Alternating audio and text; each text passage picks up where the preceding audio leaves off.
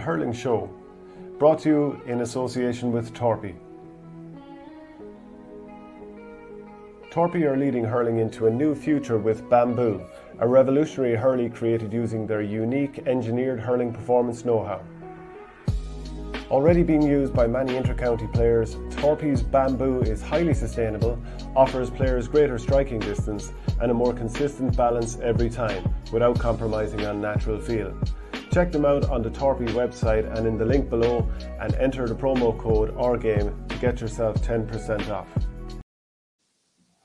Hello, welcome to the Hurling Show and OurGame here. Myself, Shane Stapleton, Michael Verney, as ever with me. Huge amount to talk about, as always there is in the hurling world. But just a reminder, the Torpy Bamboo hurley, do look out for that. I think it's actually sold out at the moment, a good complaint to have.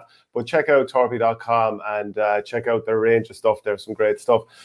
Also, please do subscribe to the channel, bottom right-hand corner if you're watching on YouTube or all the social channels. It's free to do it and it really helps the channel. And of course, as we always say, good man Michael Verney, as we always say, please do consider following on Patreon, patreon.com/OurGame, $5 a month, and there's an absolute heap of podcasts you'll get. Audio, the only place to get audio only. Comments are flying in already, Michael Verney. We'll get to them shortly. But, I mean, what about that story in the Derry Hurling Championship last night?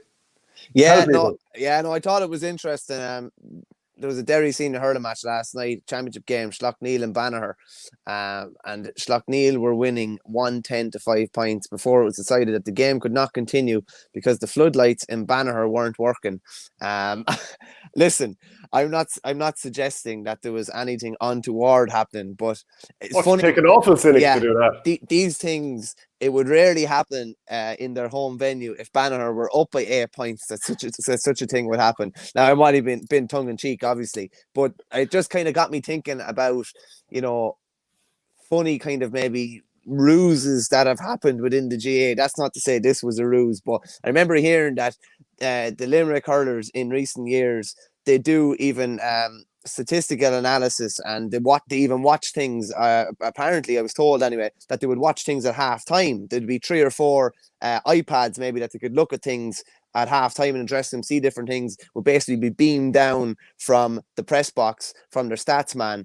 And I had heard, and this is obviously only rumor and conjecture, that when they went to Ennis to play a game one time, all the internet and the Wi-Fi was basically turned off at half time, so that when they went to look at all their various information, they weren't able to get access to it. So from then on, I believe they carried basically their own internet.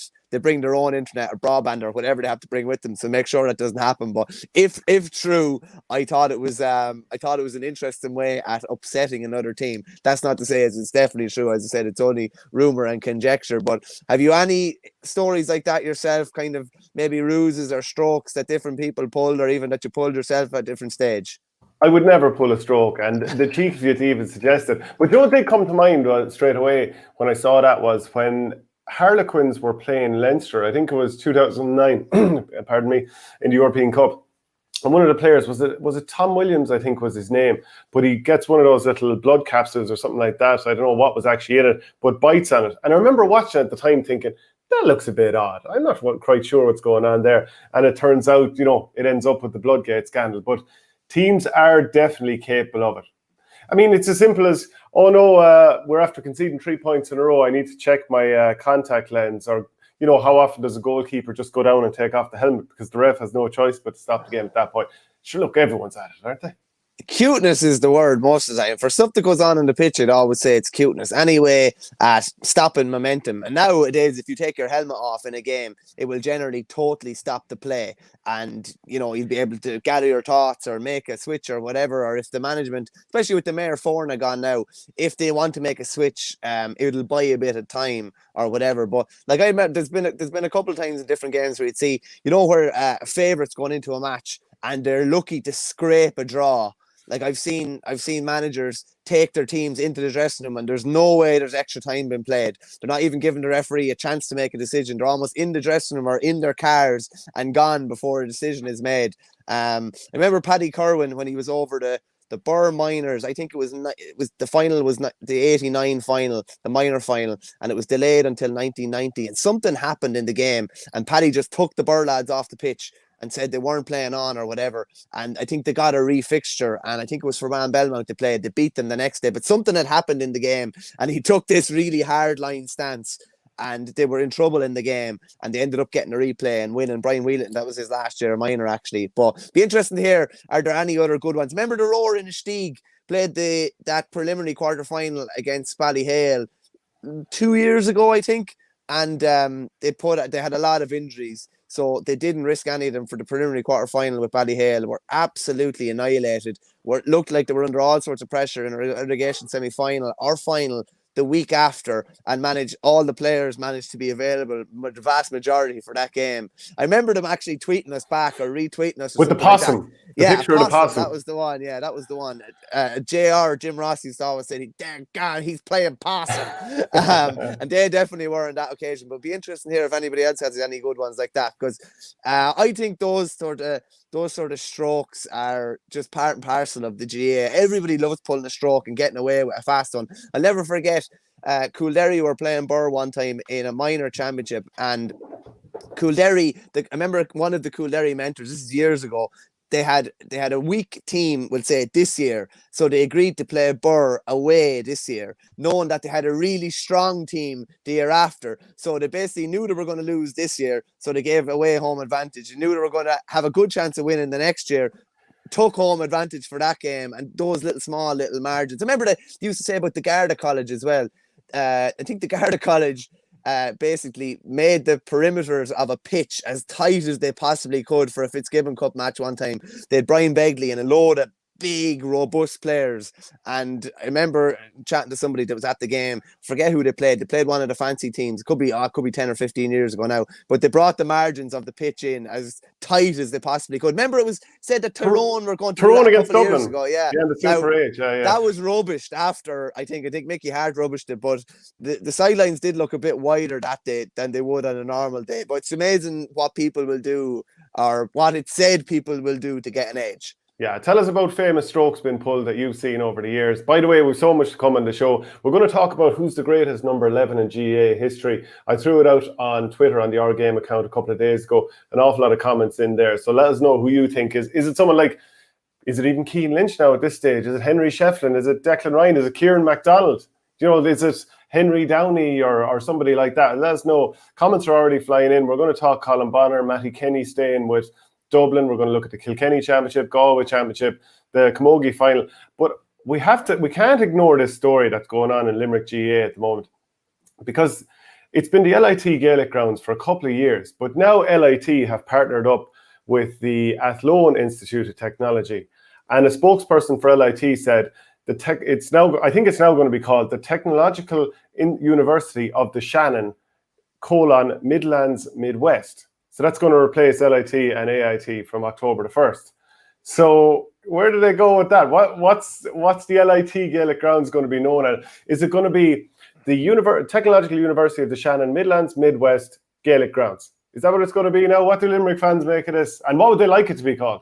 Yeah, there's way too much going on there anyway. The LIT Gaelic grounds, they actually got away with it because it was literally just putting 3 letters at the start of the Gaelic grounds. But I don't know if they're going to put the Technological University of the Shannon, Midlands Midwest, or the TUSMM, or there's just so much going on in that. There are some pretty bad GA ground names out there as well already. Like something like TG Cusick Park. You totally get away with that. It's only adding 3 letters. Then there are some other ones where there's just 3 or 4 words coming before the ground's name. And UPMC Nolan Park. I mean, you wouldn't really think too much about it. No, you'll get away with that. But when you start putting loads of words in front of something, you just won't get away with that. You just won't. I can see obviously the grounds or the county board, they're not going to turn away money. Of course they're not.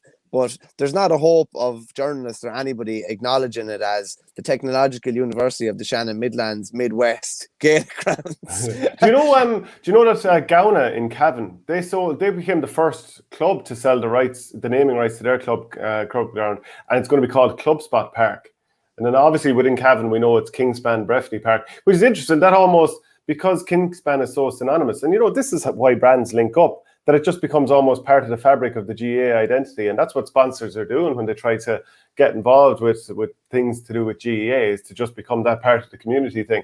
And then you look at the other end of the spectrum when St. James's Park for Newcastle became known as a Sports Direct or at Sports Direct to St. James's Park or something like that. The fans were going nuts over it.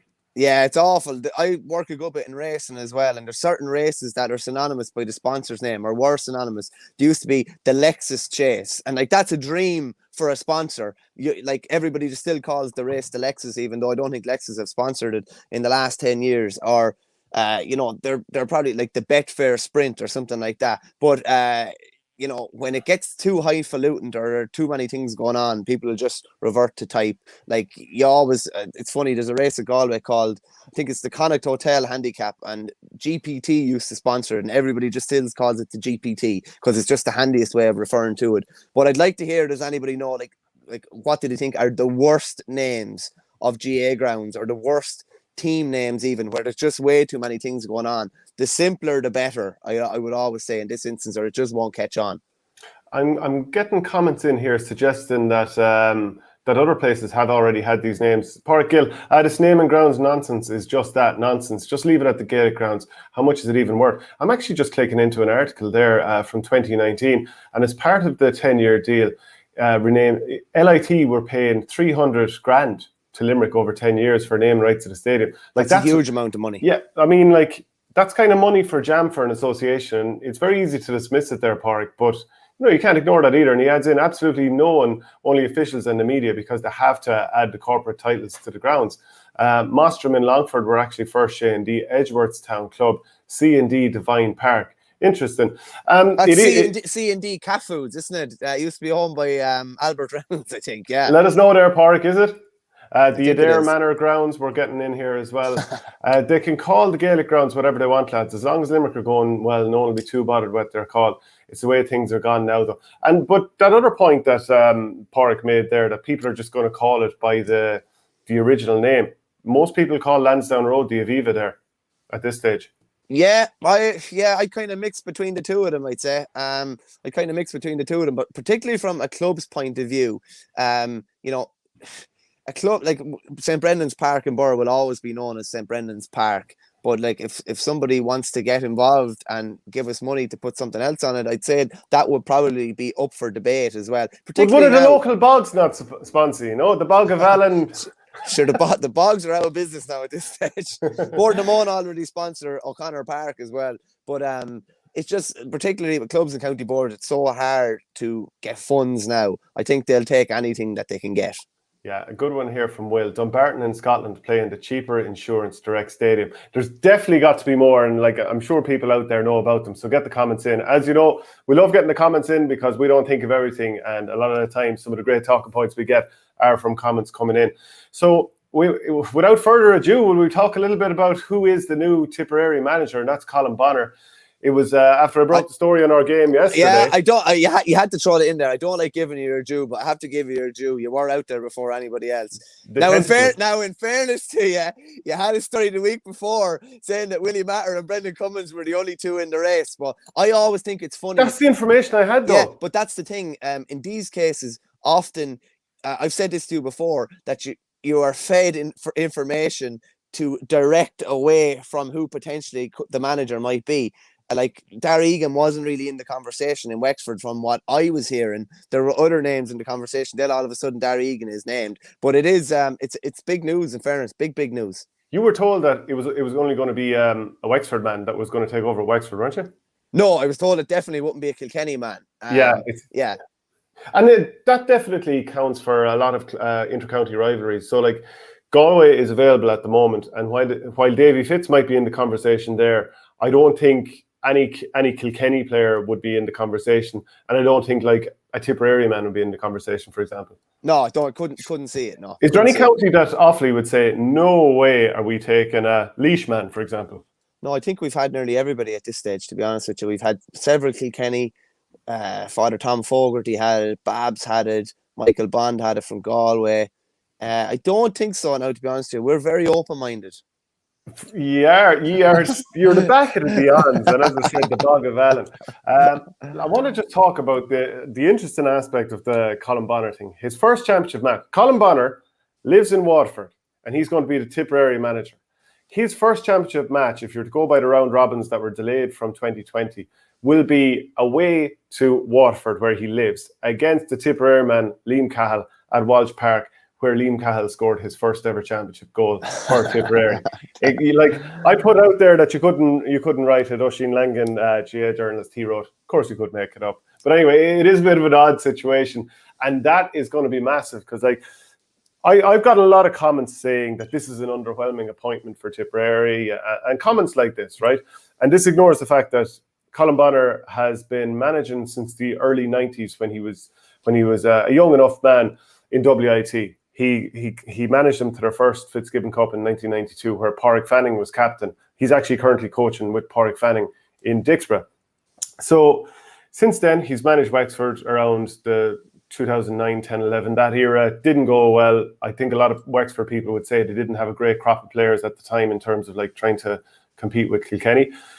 Then he took over. He was involved with plenty of teams, but involved with Ballyhale, won a Club All-Ireland in 2015. Then he's since been involved with Carlow and took them up through the Christie Ring, won the Joe McDonagh, got up to the top tier and did pretty well, I would say, overall. I mean, obviously they weren't winning games, but did pretty well. And then also took them up to the top tier in the league. So, and then just finally left after the end of the last season, felt he could take them as far as he could go. So what's your thoughts on this? A lot of talk now is actually moving to his backroom team. Who will that be? But, Colin Bonnar? Yeah, I'll tell you one thing about Colin Bonnar. There's absolutely no ego. None whatsoever. To go in as a coach with Pádraig Fanning, having been an inter-county manager in 2 different counties, shows that this is just a guy who is just has no problem getting his hands dirty and will take on any role that he thinks where he can help out a team, be that Dixborough, be that Carlow, be that Wexford, be that WIT. He would have had some great players pass through his hands in WIT. I remember they ambushed us in UL one year when it didn't look like they had a great team on paper at all. He'd be well regarded by anyone who was played underneath him. The Carlow lads, I remember Mouse Kavanagh had, anytime I was chatting to him, he had always had huge time for him. Saw him as a really, really good motivator. I have to admit, it wasn't, I didn't really have him in the equation when I was thinking about potential successes for Liam Sheedy. Maybe that's just because he's the guts of 30 years in the game. I thought maybe they would be going with someone, mid to late 30s or early 40s, who theoretically you would think maybe would have their finger on the pulse a bit more. But he has seen an awful lot across third level, across club and across county in recent years. It is a bit strange that if you look like he's, he went from Wexford to Carlow, and with due respect to the two of them, you're going massively up to Tipperary, one of the top 3 biggest jobs in the game. He will be a steady in influence, but as you say, it's going to be really, really interesting to see who he has with him, and whether there's a merge of old and new school in his backroom team as well. Well, this is the big thing now, and straight away there's this perception and it's even in the comments there about how long it's been since he's played and that kind of stuff.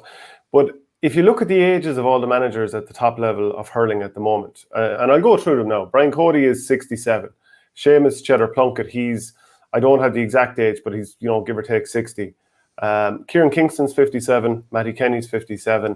Bonnar's 57. Now, would you consider Kieran Kingston and their transition towards a game plan an old guy at 57? Would you look at Matty Kenny and say, tactically out of the loop because he's a little bit older? So I'll come back to you in a second. So Bonnar is the same age as them. He's also 57. Then you've John Kiley, 49, Brian Lohan, 49. Is 8 years a massive difference where you're like, okay, this guy's progressive, this guy's not? And then Liam Cahill, of course, is 43. Dara Egan is 35. And then Galway, Westmeath, those posts are vacant at the moment, so we don't know. Yeah, the first thought that jumped out to me is Matty Kenny is a fit man for 57. He's a seriously fit man for 57. No, I don't think it's a big jump from late 40s to 50s. As I said, the only thing I'll say about it is I said he should have his finger on the pulse. Like, he's currently involved in the Kilkenny Club Championship. And we would always say that the Kilkenny Club Championship is not only one of the best, but tactically you would see an awful lot of things going on there that maybe you wouldn't see in other club championships. So you'd have his finger on the pulse there. He would, up until recent years, he'd been involved at third level. A lot of what you see at county level, you might see at first at third level, where you get to experiment a bit more. And he's obviously played, like, he managed in the Leinster Championship in 2018. Are we looking at? And was obviously involved in 2019 at Joe McDonagh level. So he should definitely have his finger on the pulse in that regard. Yeah, we'll go through a couple of comments here. Mark Corkin says Bonnar is also a former Watford trainer. Yep, that's absolutely true. Porrick Gill, Colin Bonnar set up to be a patsy here. No one else wanted a Tipper going through transition. He'll take the blame and bring the youngsters through for someone else to swan in and take the glory after. Colin Bonnar retired 23 years ago. His last game v Watford, 98, a long time out of the game. Egan recently retired and knows the game better. Any idea what your backroom team might be, Shane? Well, look, here's the thought. Look, the rumour mill is flying around. We don't actually know, but I mean, a lot of people would have seen this already, and it's in from a comment from James Daly. Declan Carr and Timmy Hammersley mentioned. I've also seen Richie Flannery from Nina mentioned as maybe the hurling coach. He's been involved in Limerick underage. So, what's your dream backroom team? I mean, Mikey Beavens and Mcguigan. What's your dream backroom team within reason for what's there now and what's available? I mean, it's a difficult one. I don't have an answer off the top of the head. I really don't. I mean, Richie Flannery is spoken of in quite positive terms. But yeah, I mean, this is the thing. It's not really up to me. I mean, luckily, this is one of those situations where I can go, I don't have the answer to this. Yeah, but we're fantasy booking here. I'm wondering, will there be anyone from the coaching ticket of the previous management involved, or are they all gone in different directions? From what I understand, Shane, Darragh Egan wasn't even contacted about the Tipperary job. That's my information. I have it on fairly good authority. Why do you think that is, actually? Probably because I think they felt that they needed to go in a different direction, and that, you know, if the players hadn't been brought through under Liam Sheedy's watch with Egan or whoever as part of that ticket, that maybe they needed to go in a different direction. Now, we've also heard categorically that the Tipp camp was a very, very happy camp. And in my head, I would have been thinking that maybe some of the younger players would have potentially had their noses out of joint if someone from the previous management was still involved next year, because they mightn't have felt they got a fair crack over the last couple of years. But I've heard, categorically that it was a very, very happy camp, even though the elder statesmen were the ones that the faith was being kept with. Would we ever find out if the younger players' noses were out of joint? In general, as a younger player, you're just going to say nothing. I don't know. I think people are loose enough. When you're unhappy, it's very, very hard to keep your cards close to your chest. It is. When you're happy, it's very easy to, go along with things. When you're unhappy, your mood, even your the way you're carrying yourself would even suggest that you're not happy with what's going on. But it is going to be seriously interesting to see who's along with Bonnar. Will he have, a really young kind of innovative coach with him? I'd say it needs that. It needs that balance. So obviously, like, Bonnar is thought of as an excellent coach, an excellent motivator. And so obviously now he's going to have to delegate and be the manager at the top of the tree and decide who's doing this, that, and the other. So he's going to need that blend of modern and experience. He's got the experience. I think, like, a lot of people are already they don't like hearing Declan Carr. I mean, he obviously would bring a lot to the table in certain respects, but people will look at the way that he left the Tipperary ladies footballers after 1 year. And this is a team that beat Meath, who won the All-Ireland last week a couple of years ago, and they were in a relegation playoff. Now, obviously, there were certain players missing and all that kind of stuff. So there are excuses there that you can make. But some people would be like, well, look, will this end up being unbelievably old school if we have two guys who were playing back in the 80s and the 90s? So that's more the theory. I'm playing devil's advocate, throwing that out there more than anything else. Can I ask you, hand in your heart, would you be enthused as a player? If what? With the appointment? As Colin Bonnar? Yeah. I think, when you weigh it up, I mean, and I have a problem with the appointment process and the way that worked. And I can understand why Willie Maher would be quite sore with the way things were done. And then I look at the fact that Tipperary don't have a sponsor yet, and I'm thinking, what's actually going on here? And I'm a little bit kind of more concerned about that stuff than anything else. But I think Colin Bonnar is very, very well respected in Tipperary. So, I mean, someone joked when I said last week or the other day, if I can put my Tipp hat here on for a second, there was loads of comments suggesting that I never actually take it off. But again, if I'm going to go into supporter mode, you can't but, like, get yourself into a mindset where you're like, right, you have to give this guy a fair crack at the whip. And even though people would be like, he was never in the conversation before for Tipperary manager. But like, to be fair, he should have been in the conversation before. And now that it's happening now, when you almost feel like the horse should have bolted for him, it makes more sense to look at his CV, which I've already ran through, and go, do you know what? There's a lot of experience there. And like you said, he's involved at Dixborough at the moment in Kilkenny. So he's obviously coaching at a high end and club level. Dixborough are a very good team. They're looking to play progressive hurling. Pádraig Fanning, it didn't work out for him in his one season with Watford, but he was looking to play very modern hurling. It probably needed a little bit more time, but the results meant that, it was always going to be difficult for him to keep that job. So I think you have to weigh it up and say, do you know what? He's done enough here to go, do you know what? Expectations are going to be lowered now because it's not this glitz and glamour type appointment that I had kind of mentioned. And actually, there was a great question in here from Lionel Strongjaw to that effect. Shane, given that you said after Liam Cahill, the person who takes the Tipp job would have to be a big name or they would start at a disadvantage, do you think that Bonnar is a big enough name? And do you think that people will have the patience with him, given that there's a bit of a rebuild required in Tipp next year? So that is the perfect question. He's not, I mean, within Tipperary and certain age groups, he is a big name. Like, himself and the brothers played for Tipperary. I mean, that was fairly iconic stuff back in the 80s and the 90s. So I think everyone feels like this should be a safe pair of hands. A lot of the comments I get are, needs to get the right team around it. So you have to trust him to do that. And, all of those names that I've mentioned, it's just rumour mill stuff at the moment. So we don't actually know. Now, will there be patience? I think there will be patience during the league games. But as we've already said, the first round of the championship is going to be against Watford. It's going to be in Walsh Park, and it's going to be against Liam Cahill, who turned down the job.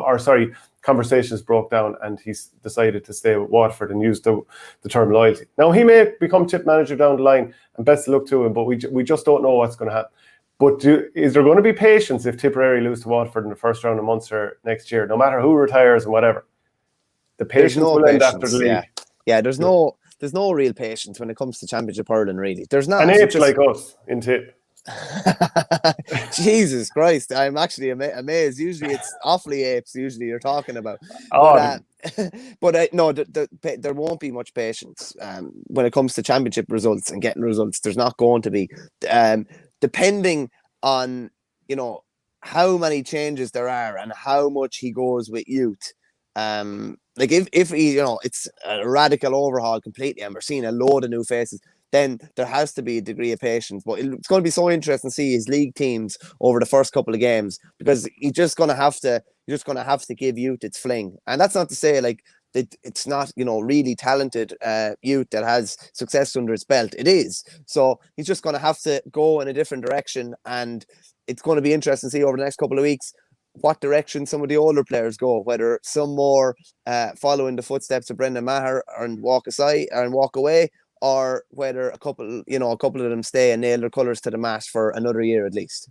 Yeah, a couple of more comments here. Colin O'Donnell. Hopefully Bonnar's Cashel connections will bring Ger Brown back and Owen Connolly into the picture with Tipp. Need to bring these talented youngsters through. I do believe things are settling down with Ger Brown. Obviously, there was those 4 players, or was it even 5, who moved from Knockavilla Kickham's to Cashel King Cormac's, and they're out this weekend. So we'll see how that goes, because Ger Brown is a great talent if Tipperary can harness that, and obviously Cashel too. Will, are the Tipp County Board doing an FAI Mccarthy Kenny thing, as in Bonnar just to tread water, Cummins to get to know the youth, then he comes in and does the rebuild? As most people know, Brendan Cummins did get the under-20 job, and Fintan O'Connor, who was manager of Kerry for 5 years, will be his coach in there. That's a little bit insulting towards Colin Bonnar, surely. I think so, yeah. But it is, as we've talked about before, who's going to be the next Tipperary manager is going to be seriously interesting, with Liam Cahill potentially coming into the mix, Cummins having been involved in the 20s, Darragh Egan having been involved in Wexford, Darren Gleeson having been involved in Antrim. So they're not going to be short of candidates next time around anyway, definitely not. Yeah, and Will says here, Bonnar can do the dirty work of having to move on a lot of the older legends. Then Cummins comes in to complete the rebuild. I don't agree with that. I just think straight away you should be able to, like, the right man will be able to come in and turn things around pretty quickly for Tipperary. And like a couple of the players, I was even saying this year, we need to have some of the more experienced players coming in off the bench and start with the youth. Paddy Cadell came in, I've been calling for that for well over a year, comes in and hits the ground running against Watford. Now, it's not like every touch of the ball he had was absolutely perfect. But it's pretty obvious. Here's a young bull who's going to come in and bounce off tackles rather than being an older person who's driven back the other way. An experience you and I both know quite well, as you get older. Mark Keogh came in, pretty obvious. He should have been just given every game for the last couple of years. Let him settle to the task as Jake Morris has at this point. So moving on from that, we should talk about Matty Kenny remaining on as Dublin manager. Very interesting that the statement didn't actually reveal how long he's going to be staying on for. So at this point, we just know that he's going to be there for 2022. Yeah, I think it was smart business to get that statement out there and just nip any potential conversation about him coming into the Galway equation out of it. Just basically completely nullifying that and getting it out there. He's obviously been there. This is 3 years done already. 3 done, yeah. Yeah, you don't know what's going to happen over the next couple of years. I'd imagine it's obviously for 1 year minimum, and probably see how that 1 year goes and whether they can build on what they did this year. But I think it's smart from a Dublin point of view, and from Kenny's point of view as well, just to have his colours nailed to the mast. He's going watching Dublin Championship matches now. There's no doubt about who's going to be over them. There's no doubt about who's going to be over them next year. That's it. Matty Kenny's going to be there, and they can build and look forward, and Galway can do their own business to the side. Yeah, and I know Matty's been at some of the club matches that were going on. Obviously, we talked about earlier in the week, Kilmacud bashed Coola, obviously my own club, and Matty's former club. So he'd be looking to see what players are going to stand out in the next few weeks. He is a very, very good manager. It's worth I wouldn't say even persistent with him. It's worth making sure that he does stay on and continues to build that team. And I'm pretty sure that not everybody feels the same about that. But like I've said to you in the last few months, they're bringing through more and more sort of natural-looking hurlers. And to me, they're building something really good there. And if COVID hadn't hit the camp this year, who knows, maybe they would have won a Leinster final or ran it really close. Yeah, potentially so, yeah. So hopefully, as you say, guys that we saw this year, the likes of Andrew Dunphy, who came in this year. Every year that Donald Burke gets back at inter-county level, he's going to get better. This is only his second year back after a bit of a break. It's a predominantly young team, like outside of Alan Nolan, who's playing some of the best hurling of his career. There's nobody that you could really see walking away. I don't think. Liam Rush had a bit of a resurgence this year. So there's an awful lot of good to talk about, and hopefully Eamon Dillon, I'm not sure the nature of his injury, but hopefully he'll be back at some stage next year as well and able to contribute. And maybe Matty will be able to coax some of the players who have stepped aside in recent years back into the fold as well. I'd love, I see a comment in here from Yara Stapp. Limerick are so good, it doesn't matter who manages Tipp for the next few years. Bonnar, a solid stopgap. Cahill playing it smart, avoiding the seat for a few years during Limerick's pop. Do people feel that? Do they think that I'm kind of raving a little bit when I say that Tipperary, if they transition right next year, can be pretty close or push pretty hard? I think, Shane, I've said it to you, the wheel can turn very, very quickly. It doesn't. Look at what Cahill did in Watford in 2020. It doesn't take that long. And I do think Bonnar is a very, very safe pair of hands. If you look at everywhere he's went, they have improved. Have they not? If you look at, like, Watford IT were so competitive at Fitzgibbon Cup level for a long time. And I think he won 5 in total while he was there.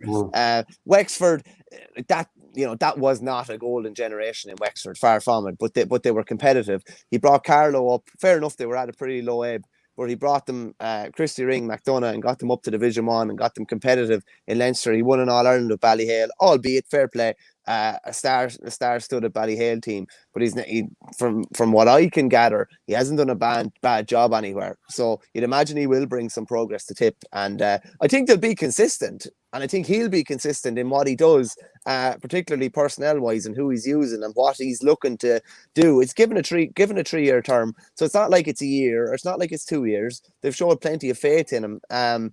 So the Tipp public probably need to repay that faith to him as well. Yeah, I mean, he does have a lot of credit in the bank. The fact that he always comes across as such a gentleman, I'm sure you've dealt with him, post or after games, interviewing him, whatever. He's such a gent that it's hard. You wouldn't want to, as in, look, obviously I'm Tipperary too, but like you want to give him every chance. And there's some people that you deal with and they're quite spiky and, can be difficult to deal with them as managers. And you're almost like, do you know what? Whenever you get the chop, there'll be no harm either. Whereas if you deal with to be honest, you do like interpersonal relationships are very important in the media. Paul Galvin talked about a certain manager having a bit of soft power with the media and stuff like that. It is important. And like, if you're very good with journalism, with journalists, and talk with them and kind of look at even what Peter Keane did a few years ago. I think it was a league game, but Kerry had played whoever, and I can't remember who it was. I think it was like a long trip to Monaghan or something like that. Someone will correct me on this. And he got onto the bus afterwards, and you know, there's a microphone at the top of a lot of these buses that do long distance. And he just had to thank the fans and all that kind of stuff. And that kind of thing goes a long way. Funny now you're pulling out the big gallon of water, because there's a comment in from the Shulminator saying, watch Tipp next year. We'll tear through rivals quicker than Verney goes through those 5-gallon tubs of water. Could you not just get a glass or a cup? Now, look, no. This isn't what people think it is. This is actually just one of those vitamin C tablets that I throw in there, you know, trying to get the body right and all that kind of stuff. But why couldn't you just get a pint glass? No refills required here. This baby will last you a good day anyway. What am I dealing with here? Imagine trying to do a show with this lad, huh? Yeah, you know, when you go training now and everybody has their bottles of water, there is no fear of this being mistaken as anyone else's bottle of water. Because how do you get in through the helmet? No other idiot would bring something like this to training, I can tell you that. So with Matty and Liam staying in their jobs, Tipp appointment made, does any of this make Davy to Galway more likely? Now, we did talk the other day, Micheál Donoghue seems like the one. That would be my first preference if I was in Galway, and even outside of Galway, and if I was a Galway player, that's what I would want, because it would bring back an awful lot of continuity. You don't know exactly what's going on behind the scenes, being honest with you. You really don't. Shane Power with a great comment in there. Staple's sugar daddy Matty Kenny stays. He's happy with the premier managerial appointment, and Callan, number one hurler in the country still. What a week to be alive. But the Galway situation is interesting. You don't exactly know what's going on behind the scenes. And you know, not to go too deep into it, but the Galway's financial position hasn't exactly been particularly healthy in recent years, which you'd imagine would make a native appointment a lot more sensible. That's what I would think anyway. Yeah. CK streaming, Shane, your brother Paddy should be brought in as part of Bonnar's backroom team. His hurling knowledge is phenomenal. Can't believe he hasn't even been part of the underage setup. There was some sort of involvement. I actually haven't spoken to him about that in a while, but do you know what? They could do an awful lot worse. So get canvassing here at the moment. No, it'd be interesting to see whether, you know, say John Devan, who was with the under-20s, or James Woodlock, who was with Drum, or one of these younger guys that's not long finished hurling, would be brought in as part of that. It's going to be interesting to see. Yeah, the Shulminator, who's always good for a comment. Shane, Gandhi job there, drinking your own urine to purify the body. It's not. It's feckin' one of those effervescent vitamins and a bit of zinc to wash it down too. Micheál Donoghue and the county board don't get on right. Well, that is the talk. But look, those fences can be mended, can't they? From what I understand, the chairman's reign will end at the end of this year. I think his 5-year term is up. So I don't know the ins and outs of their relationship, but it had been speculated that they weren't on particularly good terms. So if that was the case, and Pat Carney's chairmanship was coming to an end this year, maybe you'd think that the stars would align for Donoghue to come back. But I will say this, like, his chairmanship is not going to end until the end of the year. The Galway appointment will be before then. The chairman will be the one who plays a big part in appointing him. So it's going to be interesting to say. And again, that's rumour and conjecture on. So we don't know the exact ins and outs of what the relationship is. Yeah. So if we were to be a bit cheeky, we'd say maybe a parting shot could be to appoint someone else as manager. But look, I hadn't thought of that, but potentially. Yeah, but look, we don't know that, and that is very much tongue-in-cheek. Mark Corcoran, Cahill inadvertently opened out a huge race for the Tipp job. We've never been so aware of so many candidates for the Tipp job, and a lot of them can only get better over the next few years. We kind of did talk about this already, that you've got Liam Cahill now at Watford, you've got Dara Egan with Wexford, you've got Darren Gleeson with Antrim, and we might have Ryan O'Dwyer with Westmeath if a couple of rumours are to be believed as well. And then obviously Tipperary have their own manager. So that's 5 out of, let's say we put Antrim at the top of the Joe McDonagh tree, having just been relegated. 5 of the 12 top counties being managed by Tipperary men.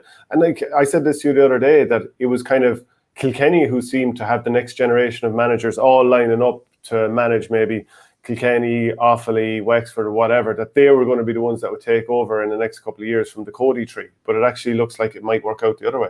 Yeah, no, it does look like Tipp are kind of leading that race now, and as said, whoever's going to be the next Tipp manager, there's going to be 4 or 5 big names with lots of experience duking it out. Yeah, let me just see here. Verney always brings that huge bathtub of water and a small little mug of organic grapes to training. Slagging must be unreal. Yeah, you were choking on the grapes there a while back. No grapes training, I can tell you. To be honest with you, Shane, the older I've gotten, I can eat very little the day of training because it's like my body is flushing out anything that's in me, and it's like there's some sort of nervousness, even matches or anything like that. I'd load up the day before a training or a match, but on the day of a match or even a training, I'd be struggling to get too much down. Definitely, I wouldn't be eating. I'd be eating feck all after 2:00. I can tell you that.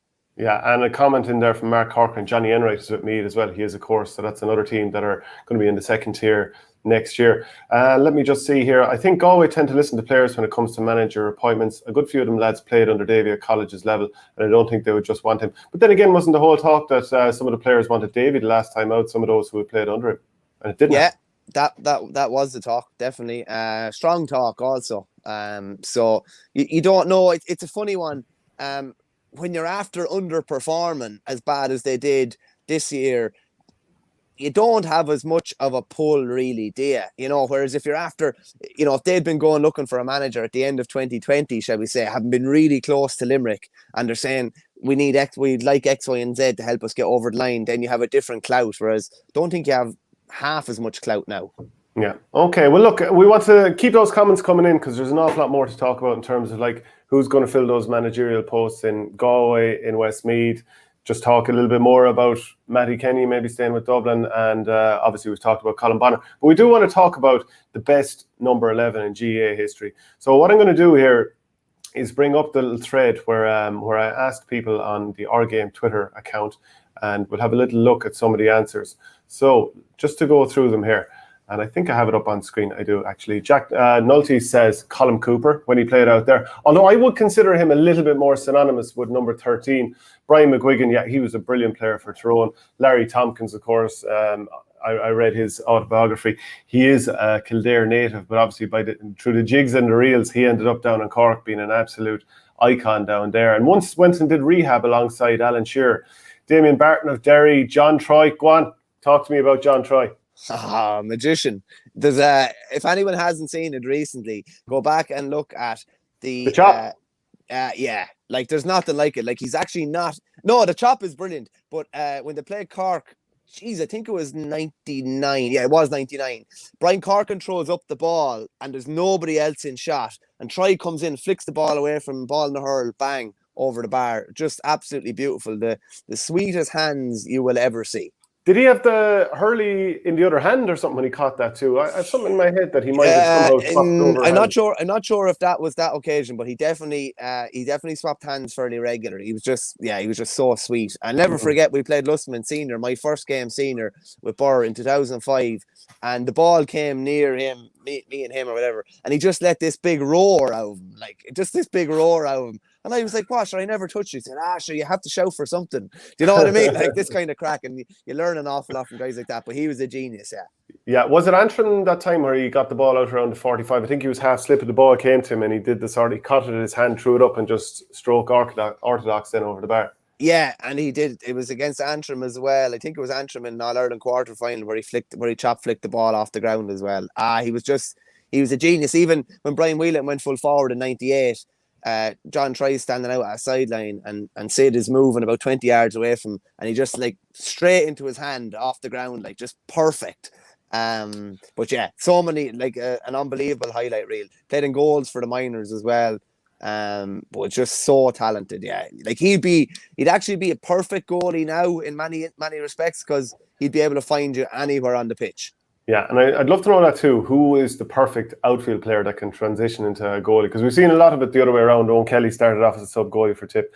Noel McGrath would transition to a keeper now, perfect, especially towards the end of his days with Tipp. And imagine he'd be playing in goals. I remember when I was in Our Ladies in Templemore doing teaching practice, they said that Noel played Harty Cup when he was in first year. Might get somebody to verify that, but I think he was in goals in first year.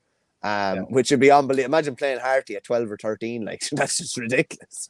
We've got a few more comments in here. Pure Hatchet says Sheffield at 11, end of story. I'm sure others would agree with that. Pure Hatchet should know a lot about number 11s because at the end of the day, back in the day, that was what you wanted a lot of the time from Oh, your stop the 11. centre back, sure. Yeah, pure hatchet man. And that's not any disrespect to John Power, but John Power was some man to stop a good centre back from hurling.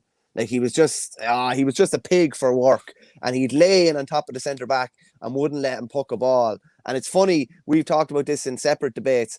The role of the centre forward has changed some amount in the last 20 or 30 years. Yeah. You're going from with due respect to the likes of Brendan Birmingham that played with Offaly, he wouldn't have been, as stylish, or they wouldn't be finding pockets of space. Like, pockets of space didn't exist back in the day.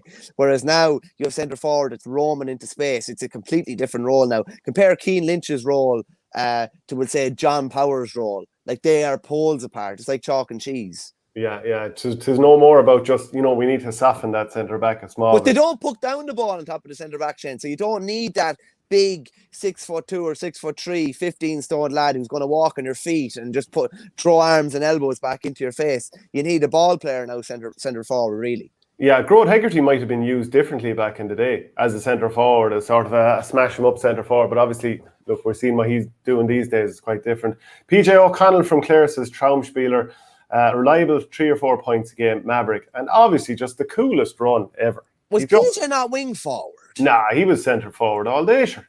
Was he centre forward all day? Yeah, I love this. Yeah, look, we'll have a few of the regular Clare commenters, Patrick Hickey and maybe Adrian McGrath, will come in and soften our cough a small bit, like a good centre forward would have back in the day. Cian Lynch, better hurler than Sheffield in my book, says Flash.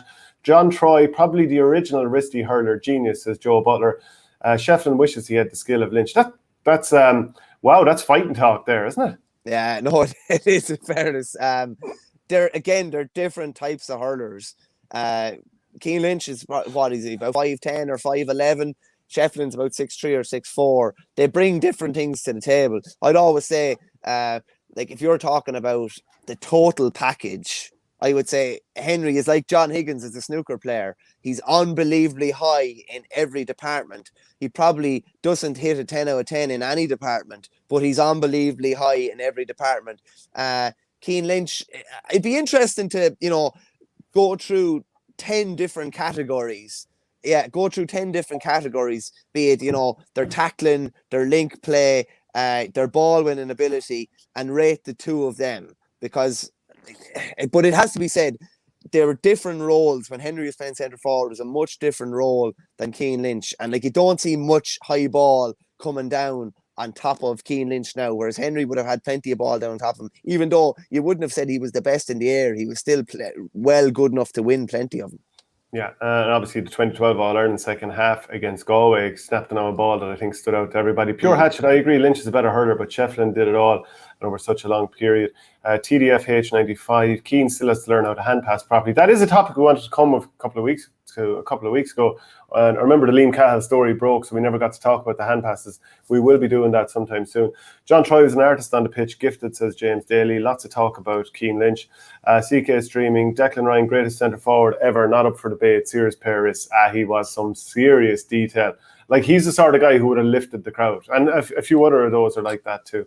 He moved into full forward at the end of his career, did he? He was flanked, wasn't he flanked by Lar and Owen Kelly? Yeah, Lar one side, Owen the other. It's not bad. Like, that's when you're talking, we picked the best 15 not to win in All-Ireland. That's some balance to a full forward line. Having those two lads in the corner and then having this big kind of bulwark full forward, like. Shane Power, I know there probably won't be any Dacia players in the top 3 or 5 number 11s, but interested to know who you think is the best Watford 11 ever. Like, Ken McGrath was there for 6 or 7 years. You'd do well to best him. Yeah, would Jamie Prender have played centre forward or wing forward? Is it mostly wing forward? No, he definitely played centre as well, as far as I know. But like full forward, like anywhere, I mean, that's the measure of the man. You could throw him in there anywhere. Like, competitors are often that way. A lot of the Watford lads were kind of interchangeable in the forward line, which isn't necessarily a bad thing. You had Prendergast, Dan Shanahan, Paul Flynn, Owen Kelly, who could have played anywhere across those kind of 3 positions in the half forward line, and some of them could go into full forward line. Gary Kirby's a good shout from Flash as well. Yeah, he's I'd say Gary Kirby's definitely the best centre forward not to win All Ireland anyway. I'd say. Yeah, well, there's a question, but is it Ken McGrath? Yeah, That's for softening your cough. Yeah, but we actually did we go through the last day who was the best player never to win All Ireland? Like, number one, we'll have to go through that another day because that's a debate. That's a good debate. Yeah, look, that's just looking for a row, and we're not going to agree. Ollie Moran is mentioned here. Bonnar Maher is mentioned here. Again, Declan Ryan comes up. Manage games and the players around him. As good as anyone who ever picked up a stick. The only one who could take Shawnee McMahon to school. Porrick Joyce in football. And Gary Kirby in hurling. John Carroll, a right stopper. PJ was a number 11, yeah, top class player. Tony Kelly, yeah. Henry is Steve Davis. Keane Lynch is the Rocket. Now, there's a good comment from Porrick Gill. Ken McGrath's mentioned Conor Lahan, Tony Kelly and TJ Reid have played there a few times. Martin Quigley is also mentioned. What position do you reckon Keane Lynch would have played in Shefflin's era? Midfield like a Cha Fitz, maybe? Wow, that is an unbelievable question there, because you really could play him anywhere. Jaff Allen, football. Time Kieran Carey, best to never win in All-Ireland. Trevor Giles, yeah, he was absolutely iconic back in the day. Just even to go back to the comments on Twitter also, Jaff Allen is mentioned there. Greg Blaney, the King, obviously referring to Sheffield. Declan O'Sullivan or Kieran MacDonald. Ken McGrath, Larry Tompkins, Declan O'Sullivan again, Declan Ryan, Ken McGrath. A lot of these same names are coming up over and over again. Aidan O'Shea, do people agree with that one? Wonder what position he'd be playing in the All-Ireland final this weekend. Tom Chasty, he's a Watford legend. Shefflin, Keane Lynch, Fingers O'Connell, Lynch, MacDonald, Larry Tompkins, Keane Lynch, and Greg Blaney is the last one mentioned there. So it's a lot of the same numbers keep coming in over and over again, Michael. So funny Joe Canning's not mentioned in that number 11 debate. Yeah, that is interesting. Yeah. Do people just still kind of romanticize him at number 14? Yeah, potentially. Like, to me, his best hurling at Galway was at centre forward, and towards the latter stage of his career. And I think it's interesting that Joe Cooney's not mentioned there as well. Like his half in the 1990 All Ireland final, his first half, I think he scored 1-5. That was predominantly from centre forward. Absolutely outstanding. I'd definitely be having those two in the equation as well. Sheffield played obviously predominantly at 11, but also played 10, 12 and 14 at different times as well. He played corner forward against us actually in 08 in the Leinster semi-final too. So it's funny how it's even Keane Lynch at 11 now. We're like, Keane Lynch has only been playing centre forward for Limerick for 2 years. Yeah. And he didn't start their first game last year at centre forward. He started at midfield. It was only against Tipp that I remember even hearing Ian Sheedy talk about that they were prepared for Keane Lynch at midfield, and then all of a sudden he goes centre forward. But there's rarely been a bigger impact at centre forward than Lynch in such a short space of time. Like, and you look at, he's flip-flop with, like, Kyle Hayes was centre forward and man of the match in the 18 All-Ireland final. Now he's regarded as the best, like one of the best wing backs in the game. It's funny how versatile a lot of those Limerick lads are.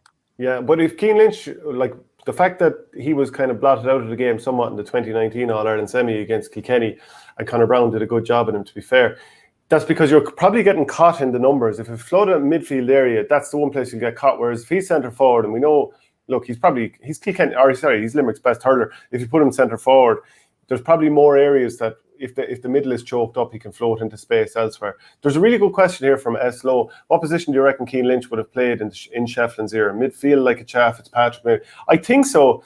Not that he's not brilliant in the air, because he obviously is really good in the air, but just because it's such Route 1 stuff in an awful lot of ways, I think a lot of the space would have been around the midfield area, more so around that time. So I think, yeah, probably around midfield for me. I'd agree with you. I think you would have gotten a load of ball around the middle of the field, and it was just a different game.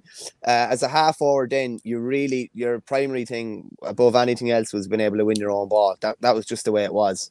Yeah, which he can do. And Shane Power has flipped a question on its head, saying, where would Henry Shefflin fit in the current Limerick team, if anywhere at all? Will you stop? Well, look, I didn't say that. That's what Shane Power is saying. If anywhere at all, Jesus. Yeah. Sure, if he was on one leg, you'd put him in the current team. It doesn't matter how well the likes of Seamus Flanagan are playing or scoring. You're dead right. You're dead right. If he was on one leg, he'd offer more than most on one leg. Where would I put him on that current Limerick team? I'd probably move Lynch back out to the middle of the field, if I'm honest. Yeah, play him centre forward. He still, I probably would. Yeah, he's still a hurler of the year. I'd play him full forward. You play Sheffield full forward. Yeah, full forward and roam where you like. Call a switch if you like. I mean, and that is the one thing about that half forward line of Limerick, though. Would you play Tom Morrissey, Grode Hegarty, or Keane Lynch full forward? Maybe. I could see Lynch doing it, but I'm not saying I'd want to do it, but I could see him doing it. It's funny. If you're saying about putting Sheffield inside, I think Yeah, you might be right to an extent. I think with the way and the ball that they give inside, that you can play which you can play nearly anybody inside. You know, like you could see Lynch hitting 5 or 6 points from the edge of the square with the ball that's going in. You definitely could. Eddie Brennan had a few goals if he was in there. Yeah, 100%. He'd be lapping up. Luke Toomey says Fergal, McCormick, Cork, they haven't replaced him yet. We're obviously back in the number 11s there. Porter says TJ. Michael Donnellan. Yeah, can I just say, is that the first time TJ was mentioned in this? No. There was one other comment. Let me just see. Niall McCarthy from Cork, he's mentioned here. Let me just see. His display, his display in the 04 All-Ireland. Remember he got that ridiculous point from out around the middle of the field. Drop O'Donovan and have Sheffield in centre forward with Will O'Donoghue and Lynch midfield pairing. I was kind of hinting at that without, just because I think Sheffield would be unbelievable centre forward. They'd have, it's not to say that Lynch isn't like a good ball winner, he is, but you'd have 3 boys in the half forward in the old school again. You could horse ball down top of the 3 of them. You could just hit it anywhere if they wanted to. Nicky Quaid would be manna from heaven for him. Yeah, and Colin O'Donnell says, before your time, lads, but Joe Cooney, Galway, serious operator with 5 All-Stars to back it up. To be fair, I hated Galway back then, so I was only too aware of him. So there's a great one about Joe. A great one about Joe Cooney when Burr played Sarsfields in the '98 All-Ireland club final. I think it was mentioned in Johnny Pilkington's Laker Gale. Padjo said it to Breeder Mullins, the keeper, who's actually still playing now. Some 23 years later, said to keep the ball away from Joe Cooney, and Brian Mullins went over to Johnny Pilkington before they went back out for the second half and said, which one is Joe Cooney? Tongue in cheek, no doubt. I love it. Okay, just a reminder, we are brought to you by Torpy and the Bamboo Stick. You do get 10% off with the promo code OurGame. I think they might be sold out just at the moment, but do check out the website. As Flash said, Shane, Garrod Hegarty hit 2-2 with the Bamboo in the All-Ireland final. It's no wonder they're sold out. Yeah, absolutely. And if you want to get the audio podcast, go to patreon.com/OurGame. Please do support the channel. Also, for absolutely free, in the bottom right-hand corner, if you're watching on YouTube, please do hit the subscribe button. It helps the channel, because if we want the channel to grow, the more people that subscribe, the more it's recommended to other people. And a huge amount of people that watch don't actually subscribe. So it would be very helpful if you would do that. We'd appreciate that. Let's move on to some of the club action that's coming this weekend. Whoa. Hold on a second. We haven't picked it. We haven't picked the best. Hold on a second now. I think we have to pick the best hurling centre forward, and I think we have to pick the best football centre forward. Okay, God Almighty! I think you have to put. I think it's grand having a debate, but we have to make a decision. To be judge, jury, and executioner on this thing. Okay, are you going to call it so? I think we're absolutely spoiled for choice. Would you be? I don't think you'd be spoiled for choice in as much in any other position on the field as you will be here. I think we're going to be spoiled. We're going to do these over the next few months. I think every week we'll try and touch on one of them quickly. In hurling, is it coming down to Cian Lynch, Declan Ryan, and Henry Shefflin? I'd have TJ Reid in that equation. TJ Reid as well. Jesus, do you feel he plays centre forward enough over the course of his career? Was he centre forward? Ken McGrath? Damn it, this is difficult. Yeah, the only thing with Ken is that he would have played. He would have played midfield for a long time. He would have played centre back for a long time as well. But he had 7 seasons out centre forward, whereas Cian Lynch has had 2. Yeah, that's why. I'd have no problem. Cian Lynch may be the best centre forward in 6 or 7 years, but I can't base it on 2 seasons, and it's also very easy to get blinkered by the recency bias of what he's doing now. In fairness, it'd be surprise, Shane. It's going to be between 2 Kilkenny men for me. And you're not going to give John Troy any hop? I give John Troy an awful lot of hop, but doesn't sound like it. When push comes to shove, John Troy has one All-Star. TJ has a hurler of the year. I must have 5 All-Stars at this stage. Henry has 11. The vast majority of them at centre forward, and 3 hurlers of the year. The vast majority of those won at centre forward as well. Yeah. Okay. Jeez, this is tough. So who are you going for? Jeez. I go for the King. You go for the King. You go for Henry Shefflin. Okay. And in football, I'm still deliberating here. I'm looking to buy some time. No panic. Football wise, listen, I don't know. Maybe I just get blinkered by his genius a bit. Jeez, I just loved Kieran MacDonald centre forward. To me, Kieran MacDonald was the footballer that everyone wanted to be. And even Dahi Boland put out a clip there recently enough of McDonald kicking around in a Mayo warm-up, and he just slots one over outside of the left from about 50 yards. Still has it, still playing serious ball even with his club down the ranks now. Yeah, I love what he could do at centre forward. Be it link and play, or be it just floating over those points.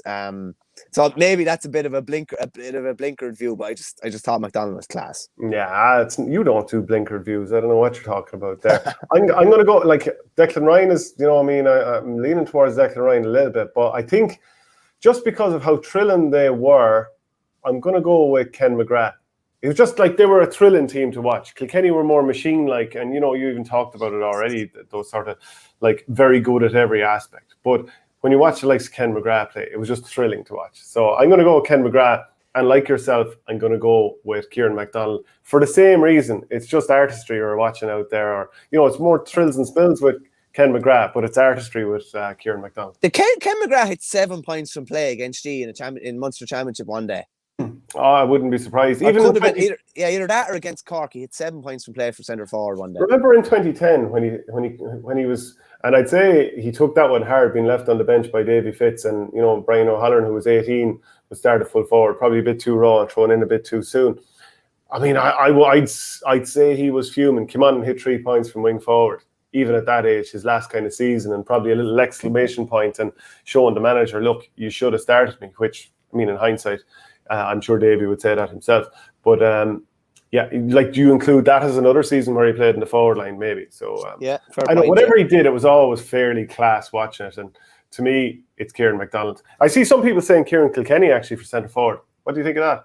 Yeah, it's a fair point. I wouldn't see him as a centre forward. It doesn't play, like, Dubs are very flexible with where they play. That's the thing about modern hurling and football now.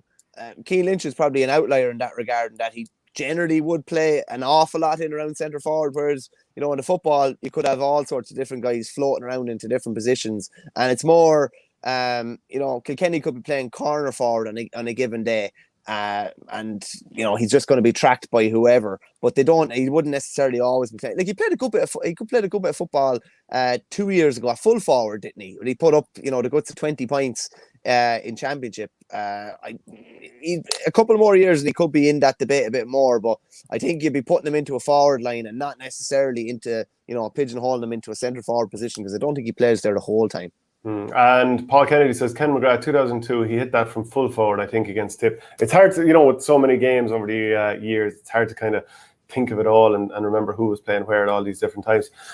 Let's look at some of the we both made our picks now and keep the comments coming in. Kilkenny Championship is on this weekend. There are a couple of big games. The first one I want to come to, of course, has to be the Village, James Stephens. They're going to be up against Ballyhale Shamrocks.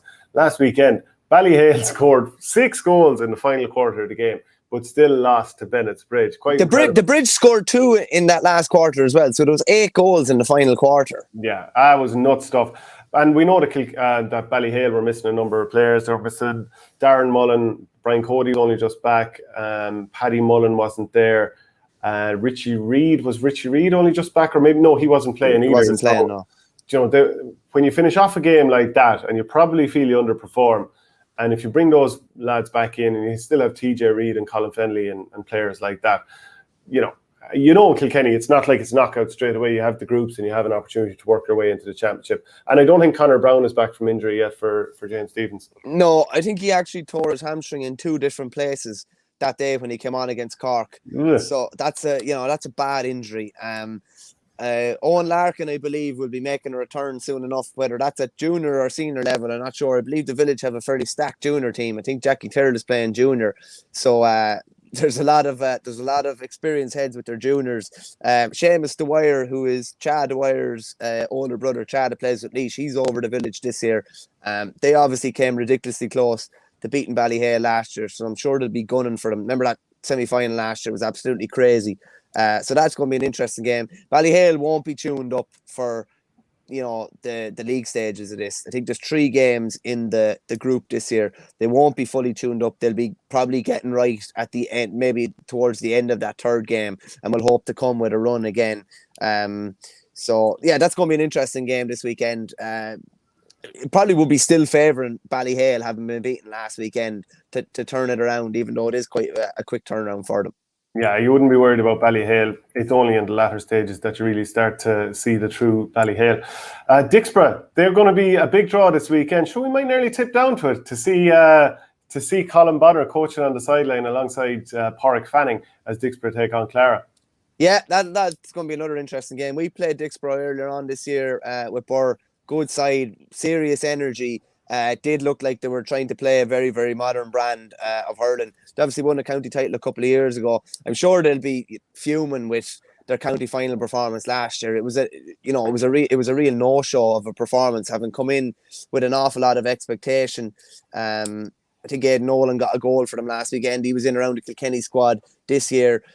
So yeah, that's a tough game. Clara have been probably after winning a county title probably 5 or 6 years ago and been thereabouts, the last 3 or 4 years, they're kind of maybe slipping down a small bit now. So you'd probably be favouring Dixborough in that one.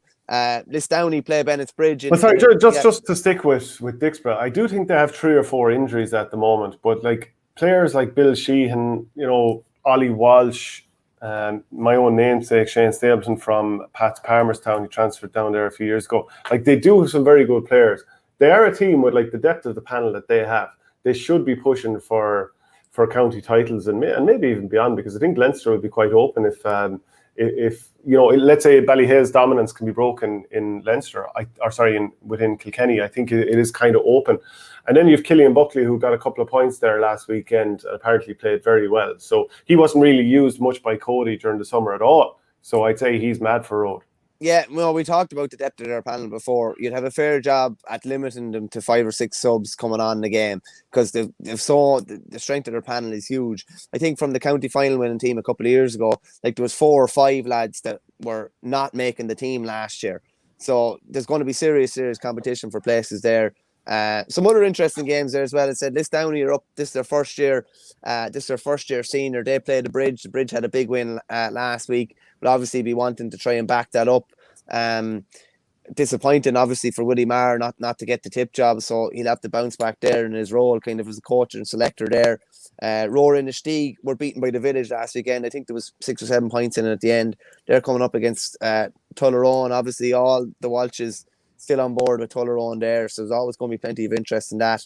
Mullinavat and O'Loughlin Gales. Mullinavat are again a really consistent senior side coming up against O'Loughlin's. Andy Comerford is in charge of O'Loughlin's this year. I believe Paddy Deegan is full forward and Hugh Lawler is midfield. Really? So it's a bit of a departure from Hugh Lawler fullback and Paddy Deegan centre back. Paddy Deegan up full forward. I wouldn't have thought he'd be the most natural full forward. Yeah, because like to me, he's someone really good coming, facing the ball and attacking the ball, and it's like it's a different job when you have to get the ball and then turn and go the other way to do your work. Totally, yeah, like totally. I found it when I was playing the forward, and if you were moving around and there was loose ball, you were fine. But attacking a ball, 100% with a lad putting a hurl in behind you and like that, you're not used to it as a native defender. So that's going to be an interesting one. And then Greg Ballycallan and Aaron's Own in the other game. It's Kilkenny's just kind of tuning up. It'll probably be in a month's time that it will get really, really interesting. But still, particularly, I just an interesting one. When did Ballyhale Shamrocks start calling themselves Shamrocks Ballyhale? Like that's just in the last year that happened. It was always Ballyhale Shamrocks, and now everywhere I see it's Shamrocks Ballyhale. So just thought that was an interesting one as well. I don't know. I can't remember too many teams changing their names in recent years or changing the wording of their names. So if anybody has a bit more insight in that, I'd love to know why that is.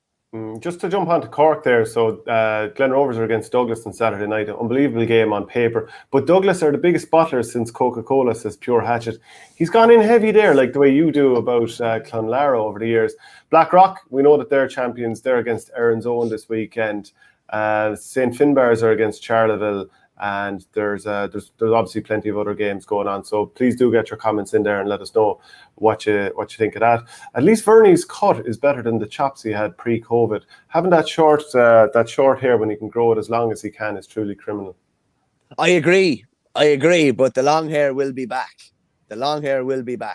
The rat's nest will return, no doubt about it. Will we jump onto the Galway Championship? There's loads of games going on this weekend. We don't know who the manager is yet, but I'm sure there'll be a couple of people keeping their beady eyes on the championship, thinking who might we call up next year, who's impressing. Some of the games, any games stand out to you particularly? I think Clymer Daly against Thomas's would be a good one to look out for.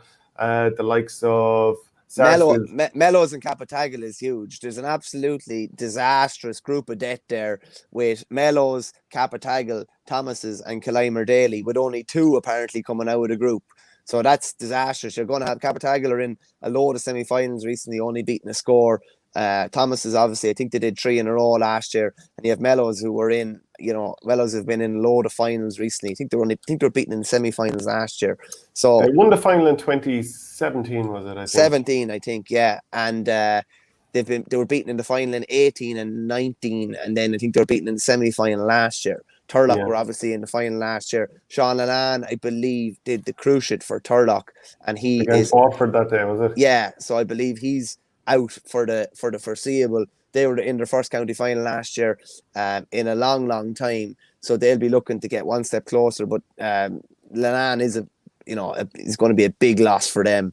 Castlegar are out this weekend against Haskell Fawn. Obviously the Manions, they had an unbelievable run to the quarter final last year. I think Capitagal beat them after a load of smash and grabs along the way. The Galway Championship's really interesting because it'll be basically 8 teams from Senior B and 8 teams from Senior A that will come through to make up that last 16. So we had Joe Canning on the throw-in recently, and he was saying that about, there was a big deal made about, he said there was a big deal made about them getting relegated, but you can still win the Galway Senior Championship from Senior B. And if anything, it's like the old Division 1A and 1B of the league. It could be advantageous for you to be in 1B. Now, I don't see Portumna been anywhere near winning the county title this year, but honest, because I just think they've plenty of young players. They have a good few young players coming through, but it take 3 or 4 years, I'd imagine, for them to develop.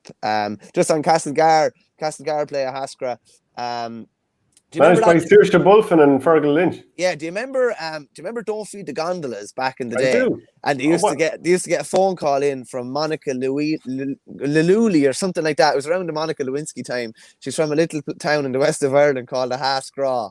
But Fergal the Bruiser Lynch and Saoirse Bulfin are over at Castlegar. We played them about a month or 6 weeks ago with Burr as well.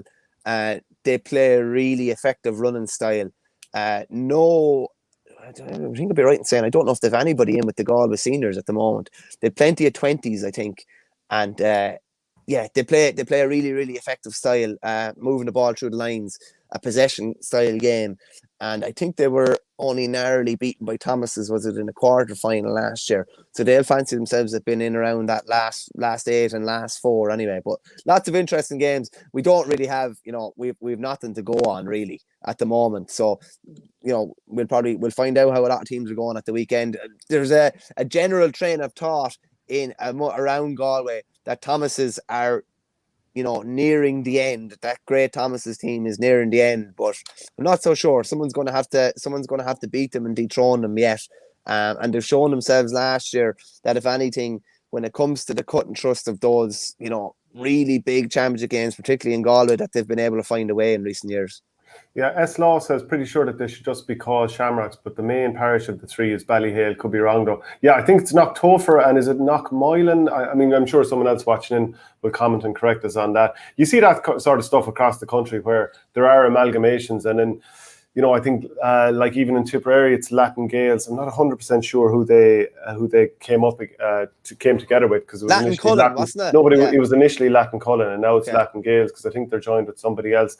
But I mean, if you're from, let's say, Burr joined up and with Tullamore, and then people started just calling it Tullamore and forgot about the Burr part. Oh, you'd be sick. Yeah, so this is where the likes of calling it Shamrocks now. That probably kind of stops a few rows, doesn't it? Yeah, probably. I'd like to know how many of the viewers know what Tipp legend is from Latin Cullen.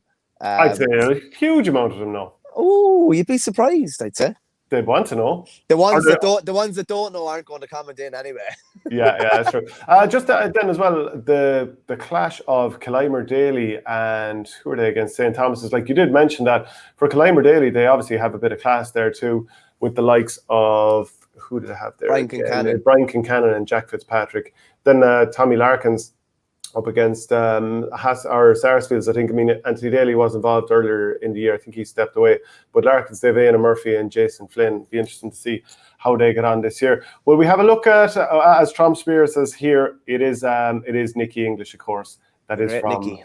Yeah, a few of them are after coming in. Porter says Burris, Ilee. Well, look, that's where I'm from, obviously. So there's Burris Lee, the village, and then there's Ilee, just part of the townland, just up the hill, up the Ilee Road. And, it amalgamated back in the 50s or something like that. But it's basically the one little area. So that's why the town is Burris Ole and the club is Burris-Ilee. Huh? So confusing. So should we be calling the club Burris-Ilee? Yeah, the club is Burris-Ilee. You never say that. Yeah, but I'm from Burris-Ilee. I'm trying to annoy the Ilee lads. Oh, here we go now. Latin Cullen is, Latin Gales is Latin Cullen and Aherlow, FNED country, says Edmund Maroney. Says Edmund Maroney. Is he any relation to the great FNED? Well, get the comment in here. He surely is. In Wicklow here we have Western Gales, which is the clubs of West Wicklow, but as they're football clubs, predominantly they're struggling to get out of Junior A. And there you go. Evan Hanley, Latin Cullen's finest, the guy I play with in Coola there for the last couple of years. He was on the Tipp panel there for a while. So you're telling me there's another import that Coola have? How many imports? I'd love to go down through. I'd love to get a list. Well, why does this have to be an attack? No, it's not an attack, but I'd just love to get a list. I'd love to get a list of all the Coola players and how many of them are actually native. There's very few on the senior team. I don't think any. Oh, actually, Darragh O'Connell was the only non-native to start, I think, last weekend. Hey, and got hammered. There's your answer. So more imports needed. Bring back the imports. Stapleton to Dub. I couldn't be more like when I go down home, my accent is accused of being a little bit Dublin, and when I'm up here, I couldn't be more of a bigger bogger. So I'm caught no matter what I do. Yeah. You're going down to Burris Ile, and you're going on right. Edmund Maroney says he's FNED Junior. Oh, that's brilliant. I love it. Mark Corcoran, they're all related to FNED. How do you think he got the name? Right, okay, let's see. Is there any other fixtures there? We'll jump on to Tipperary now. There's lots of big games on this weekend. We never talk about Tipperary, do we? No, I'm glad we've left it an hour and 17 minutes to get down to Tipperary. So some of the big games that are on this weekend, like in Group 1, there's Drummond against Upper Church, also SARS against Dairog and Mccarthy. The teams that won the first round are the teams that play each other in the second round. It obviously means that it's going to remain interesting up until the final round. Holy Cross and Mullinahone, they had wins last weekend, so they're playing against each other in Group 2. I like that approach, I have to say. Oh, it makes total sense. Makes an awful lot of sense. A lot of times things in the GAA don't make sense, but that makes sense in fairness. Yeah, so Clonolty against Toomevara, it's a bit of a must-win game in Group 2. Killadangan, sorry, it's not. I think they both won, actually, the first round. They did, actually. They both won. Holy Cross and Mullinahone is the must-win game there. Killadangan are up against JK Brackens. Eamon Corcoran involved there with the Brackens. Lockmore against Mccarthy Burris. People would expect Lockmore to get back on track after losing to Killadangan by a point, just as they did in the county final last year. Rossgrey against Nina. Both of those teams lost last weekend the weekend before last, up against the Bursley and Killarwan is the other game. That's on Friday night. I think that's going to be streamed, and that is a bit of a big one because Killarwan beat Bursley in the North semi-final a few weeks back. Bursley beat Killarwan in the county semi-final a couple of years ago. These teams know each other very well, so I think this is going to be a good one. Are Killarwan finally starting to show a bit of consistency and the form that we know they're capable of this year? Is there a bit more? They have been very up and down in recent years. There's no doubting the class that they have, and on a given day, how electrifying they can be. But it just seems to me, from an outsider looking in, they do look like they're winning games this year. Even just in the North as well, they're winning games maybe that they hadn't been up to this. That's just from me looking in anyway. Are you talking about the same team that lost the North final to Killadangan a couple of weeks ago? Yeah, but they beat Bursley in a rip-roaring game in the North, didn't they? And who did they beat first time? Bursley had put out a bit of a half-strength team, if we're honest about it. Oh, so basically, going back to the start of the show, Bursley pulled a ruse. Yeah, they sold him a pup. We'll see. Honestly, I'm exaggerating. We'll find out. We'll find out Friday night if they sold him a pup or not. Yeah, well, I'm just saying that Tipperary weren't absolutely full strength that day. So, That's more the point I'm making, rather than saying that they sold him a pup, because obviously every player that went out was looking to win. Right, but like, just to go through that Killer One team, there are some very impressive names there. Like Craig Morgan is there, Niall O'Mara. Niall O'Mara played full back in the North final because that's how worried they were about Killidangan. He was, I think, centre back the last day, maybe even midfield actually. So be interested to see, does he play in midfield or the forward line? Jerome Cahill there, his pace driving up through the centre. Will he have a bit of a battle with Dan McCormick? I'd be very interested in that. Keane O'Kelly, very good in the air, on Tipp under 20. And then for Tipp going the other way, like obviously Dan, Brendan Maher. It's funny, that's twice you've called Burris Ali Tipp. Is it? Yeah, you call him. Well, look, no Burris, no Tipp, really. Anyway, look, Burris Lee have like Dan McCormick, like Kevin Maher, who's centre back for the under-20s. I think Brendan Maher will probably be in the half-forward line and sort of floating around the place. And then a couple of the Kennys, Jerry Kelly, like a very good forward line, James Devaney. So I think that is going to be a good game. Will Jerry Kelly get his chance under Colin Bonnar? I don't think it'll happen next year, but he's certainly a player that should be developed. It wasn't overly very good when he, during extra time of that game against Watford, was it, in the under-20 championship, hadn't been particularly good in normal time. But he's a player of obvious quality, but would need, I would say, some good coaching, and he can be brought on maybe to the next level. Jerry Kelly. Sorry, Jerry Kelly. I thought you meant James Devaney. No, I think I would hope that Jerry Kelly would get a chance. I mean, people do just reference the All-Ireland final against Ballyhale a couple of years ago because he scored 6 from play and 7 overall, including the sideline. But I would say he's definitely worth, at the very minimum, what he didn't get before, which is be brought in for a few training matches. He's a different type of a player as well. You know, on a county level, I think it pays to have someone who can do something different, whether that's starting or coming off the bench or whatever. I'd love to see him going in with Tipp, getting a couple of years of that inter-county S&C under his belt, and give him a right good shot to see whether he's up to it, because I think he would potentially offer a little bit of an X factor that may. Yeah, I just think someone like that would be really good to have around the place. Yeah, and there's a couple of other games. We'll focus on them more in the coming weeks when things really hot up. But also in Limerick this weekend, Ballybrown are against Kilmallock, Ahan are against Patrickswell, and that's on TG Cahir on Sunday. It says Flash. We'll move on now, I think, to the next one, which is the All-Ireland Camogie final, which is on this weekend. There's kind of an interesting update in terms of the suspension scenario there with Orla Cronin. Yeah, but it looks like, just from what I'm reading there this morning, I think it was Patrick Mulcahy had a tweet there this morning, that Cork Camogie will be appealing the 3-match ban handed down to Orla Cronin by the hearings committee on Tuesday night. The hearing, which takes place Friday night, will be held virtually. Camogie Association refused Cork's request to hold it in person. So at the moment, she's not only out for the final, but she's out for their next 2 games.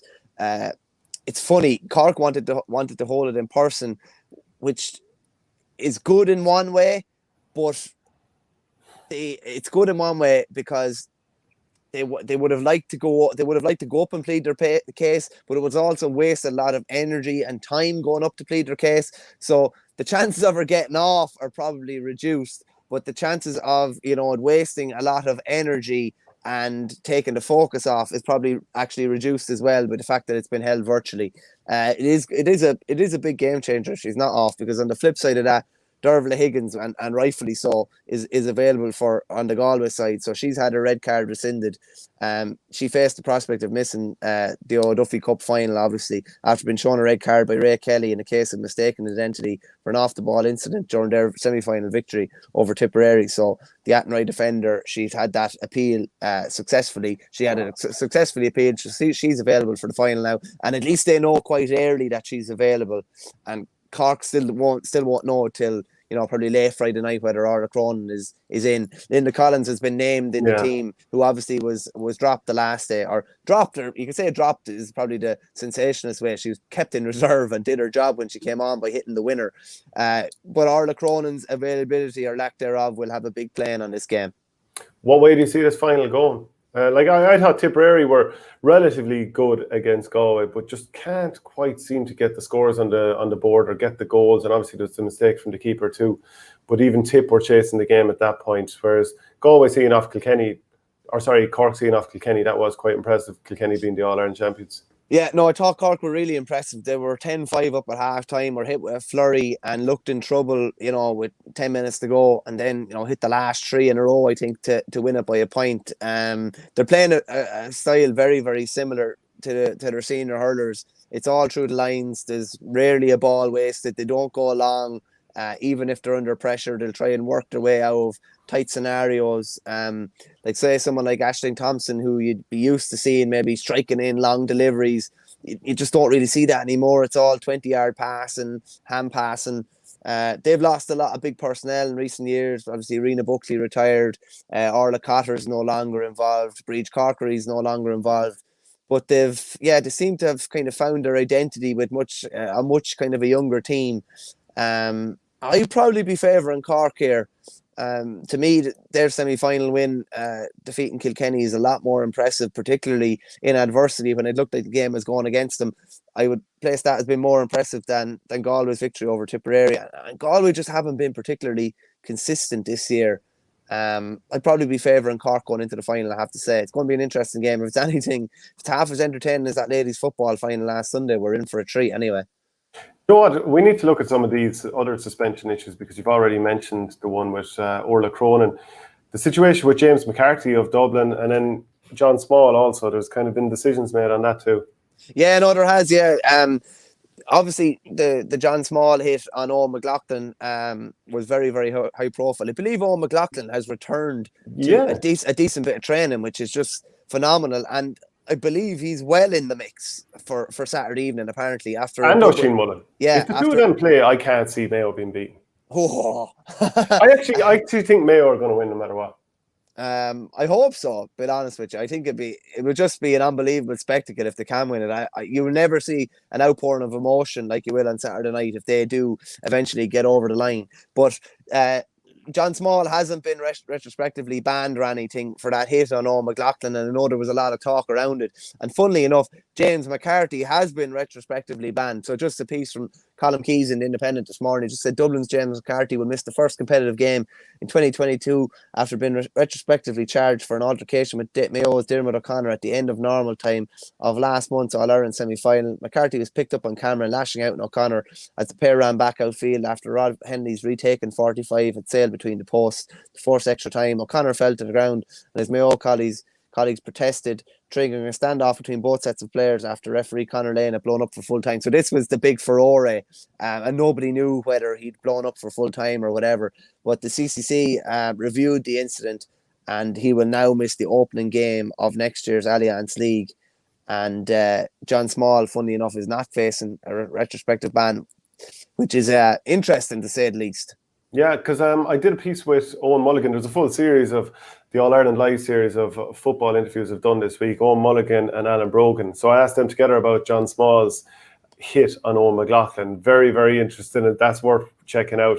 There's also an interview with David Brady. Also have Alan Brogan together with Conor McManus, Colm O'Rourke, obviously the RTE analyst, alongside Stephen Rochford. They're absolutely brilliant. And then Tomás O'Shea and Oisin McConville. If you need any football previews, OurGame's the place to go. If you want your appetite whet, I tell you, there's some content in there. And even I was just watching the David Brady one the other night, and just to feel the emotion oozing off him, just for what it means for Mayo to be back into a final again. And I think you said it to him, what's it like, all the defeats or whatever. I said, I love it. It. He just seems to embrace it. And to me, I've always said this.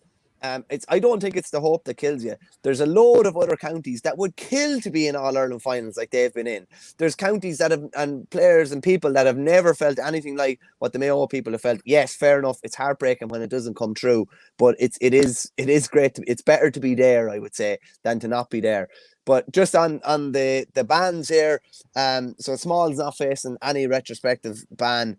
So yeah, listen, that's interesting. There was a lot of debate around it, and as you said, the boys, the lads that you interviewed for the Benetti special, go into good detail on it. And I always think it's interesting to hear, a real high profile player who's been in the mix, has been in those scenarios where things have totally boiled over, and to get their perspectives on these things. Do you know, I'm just looking at the at Mayo, and I'd take inspiration if I was any other county that you can have 6 players retire and you can lose the highest scorer in the history of championship football in Killian O'Connor and still get to an All-Ireland and dethrone the 6th in a row All-Ireland champions. That's why I look at Tipperary and I say, I don't rule them out next year. 100%, I agree with you. At the end of 2019, when Dublin ransacked Mayo in the semi-final, was it 13 minutes of absolute bliss if you were a Dublin supporter? They totally killed off Mayo in the semi-final, having been down at half-time.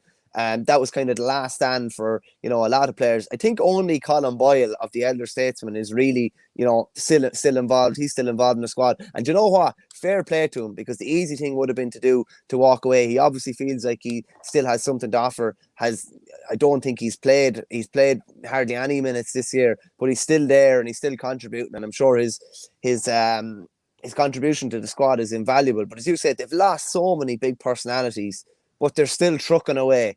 Killian O'Connor, what was the commentary once Killian O'Connor's injury came out? Mayo might win Connacht, but they're having a hope of winning the All-Ireland. They're there again. I think they've actually changed the way they play somewhat since O'Connor was ruled out.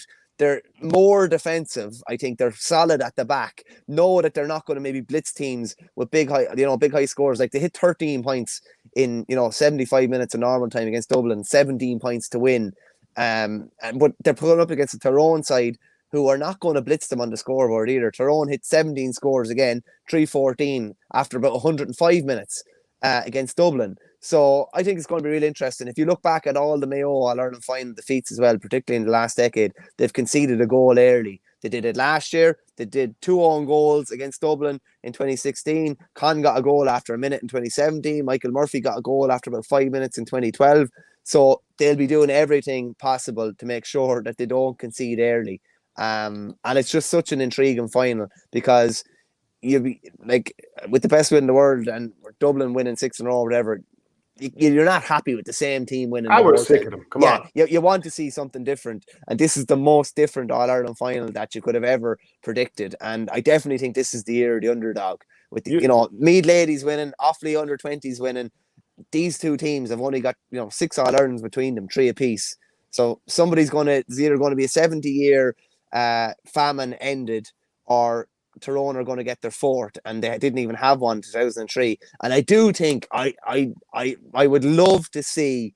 I was nearly breaking into Kevin Keegan mode there, but for all the abuse Aidan O'Shea gets, and I think the vast majority of it is totally unwarranted, how sweet it would be if it was him that ended the 70-year curse and got his hands on Sam Maguire, and how sour it would be for all his detractors if he was the one that lifted Sam Maguire around 7 o'clock on Saturday evening. Yeah, I actually would enjoy seeing him do it. And here's my prediction. Because I've interviewed him a few times and he's a very likable guy. And he always gives you something. He doesn't just be like, look at, we're coming down here and, try to give you nothing. He gives you a bit of his personality, which is good. And Joe, what? I'm predicting and hoping that if he lifts Sam Maguire, that somehow maybe a family member or whatever will hand him a phone and he takes a selfie holding the Sam Maguire at the podium. I would love that. I would love it. Do you know why? Because it'd wind up so many people that have been giving out about him for years. And you know what? He's ramming it down their throats. And I'm sure plenty of people have seen the sort of paramobile filming session that happened, I think, during the summer, where he's on the beach getting filmed and stuff like that. And that's probably, that would give even more fuel to the haters. But as I said, I would like to see him doing it. And, as Flash says here, Aidan O'Shea deserves it more than anyone. He did go into the semi-final, had a bad game, but I think he was carrying an injury. I can see him still carrying an injury to his heel, I believe, as well. I could see him playing in the midfield. I think he matches up well against the Tyrone lads, I have to say. In fairness, Aidan O'Shea, the only really when you look at his whole career, the only team that he's really struggled against are the Dubs. And I don't Jesus and he actually played brilliant against them in 2017 for most of that game. If you watch it back, it was just the last couple of minutes when James Mccarthy got on top of him. But the only team you've really struggled against is the best team of all time.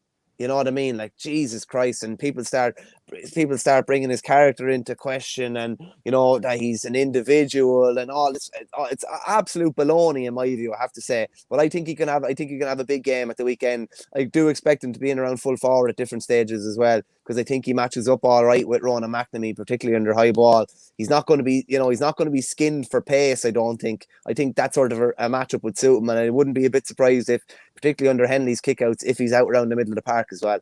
Yeah, and you mentioned maybe they've changed somewhat the way they play with Killian O'Connor not there. A lot of the time, even though Killian O'Connor might wear number 14 or whatever, he plays further back the field. But they probably have more pace in the team now without him. So you've lost someone who's a really, really reliable scorer. But another way, you're adding that bit more pace. I know Darren McHale played at wing forward the last day. Maybe he'll keep his place, maybe he won't. But bringing in the Hessian off the field and the pace he has, Diarmuid O'Connor would obviously run for you all day. I wonder, will he have a Newbridge or Nohurst type performance from 2018 in this game? Kevin McLaughlin, will he sort of be picking holes from centre forward? I think it's just such an intriguing game, and I absolutely can't wait to see it. And I'm delighted that I'm going to it. Are you going to it? No, unfortunately not. We're playing championship ourselves at 2:00 on Saturday, so I won't be able to make it now. And I'd be sick. I actually wasn't covering last year's All-Ireland final as well, just with space and allocation of media badges and whatever. And my only fear is I'd hate to miss Mayo winning the All-Ireland. Because that's as I said, it will be definitely once in a lifetime in my lifetime anyway, and the same in yours. And God only knows if they'd ever win it again, but I still hope they do it. Yeah, I think it's going to be think it's going to be a belter of a game. Don't think it will be a particularly high scoring game, because I don't think that suits the way that either team play. But if it was 13 points apiece or 13-12, and it's a tight game and the crowd are going absolutely ballistic, I think people just lap it up. Yeah, and I just wonder, a couple of those Tyrone players that are the other side of 30 now, is Matty Donnelly as dominant as he used to be? Peter Hart's still a glorious footballer. Is he quite as at that same level? He's still brilliant, but they do have an awful lot of quality. And then they have that bench with Cathal McShane and Dara Canavan. Mayo don't have that same level of class and scoring power coming in off the bench, but it is going to be a really good one. I do want to make one final point with you. The reason that I'm saying about Mayo, and they would give inspiration to other teams who think that if you have lots of retirements, that you can turn things around quickly, because there's so many lads who played in All-Ireland finals, even as recently as last year. And I just, we kind of teased it out before. I wanted to, who in hurling do you think that, even if they had a few retirements, Galway might be in the same boat? As I said, Tipperary, because Tipp will still have, All-Ireland winners that, let's say all the guys over 30 retire, and I'm not trying to retire them. They'd still have Cathal Barrett, Barry Heffernan, Ronan Maher, Alan Flynn, Dan McCormick, Michael Breen, Jason Ford, Bubbles O'Dwyer, Jake Morris. All these lads have won All-Irelands on the field. Seamus Kennedy already, Mark Keogh even, John McGrath, Niall O'Mara. So Tipperary could have retirements and get back in. Do you think the same is true of Galway with the right man in charge? Yeah, we went through, you're still going to be looking at Conor Whelan, Brian Concannon, Pádraig Mannion, Cathal Mannion, Dahi Burke. You still have the bulk of a team. You're obviously going to be missing, I don't know, Aidan Hart's situation would be interesting. David Burke would be the same. It would be interesting as well. Probably still going to have Joseph Cooney. Still, I think they're less reliant on a couple of names, but they're less reliant on a couple of players. You went down through the spine of a Tipperary team there, without even talking about a goalkeeper as well. You have a lot of guys that will definitely be there again next year. So I think they could definitely survive a couple of retirements better than other teams. Tipp still have an under 20 and under 21 All-Ireland win in recent years, and a lot of them are in around the senior squad. Galway still have 5 of the last 7 minors. A lot of those players are going to be in or around the senior squad. Do you know what I mean? It's not as if you're pulling guys from obscurity. So I definitely think, particularly Galway and Tipp, they would be able to survive if a couple more big names go. Brendan Matter's obviously gone already. Joe Canning is gone in Galway. If a couple of more go, they would be able to survive. And I think it's maybe, if anything, it might be easier with a new manager coming in. Bonnar's going to come in. Maybe there'll be a couple of more Tipp retirements. You could just move slightly in a different direction. Whoever comes in Galway, you can just slightly move in a different direction. You're just rearranging the deck chairs a small bit.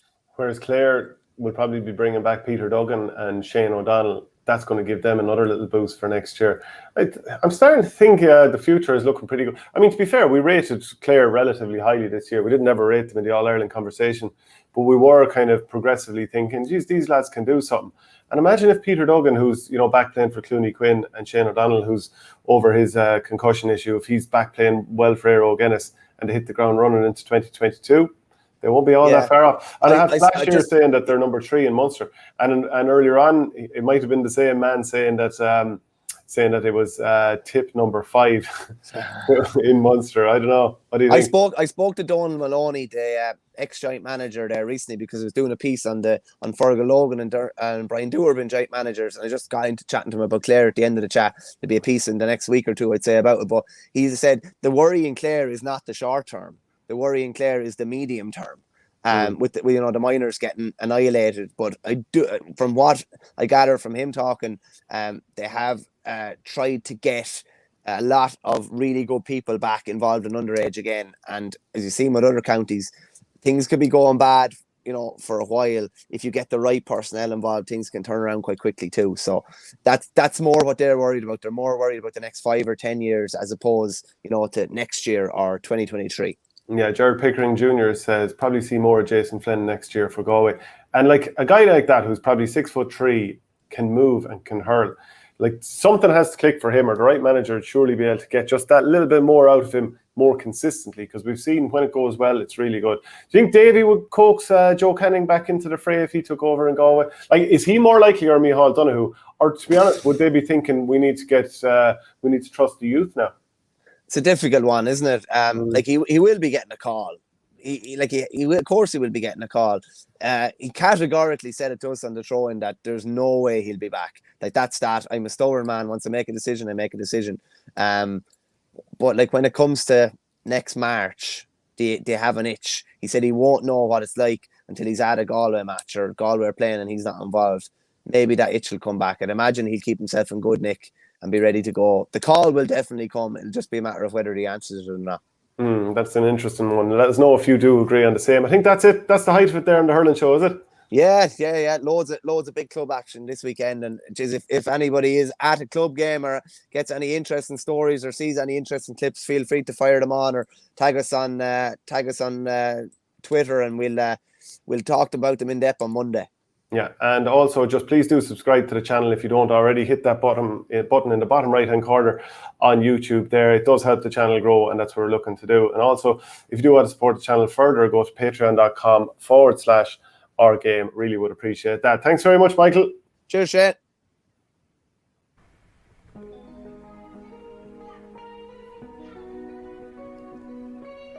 The Hurling Show, brought to you in association with Torpy. Torpy are leading hurling into a new future with Bamboo, a revolutionary hurley created using their unique engineered hurling performance know-how. Already being used by many inter-county players, Torpy's Bamboo is highly sustainable, offers players greater striking distance and a more consistent balance every time, without compromising on natural feel. Check them out on the Torpy website and in the link below, and enter the promo code OurGame to get yourself 10% off.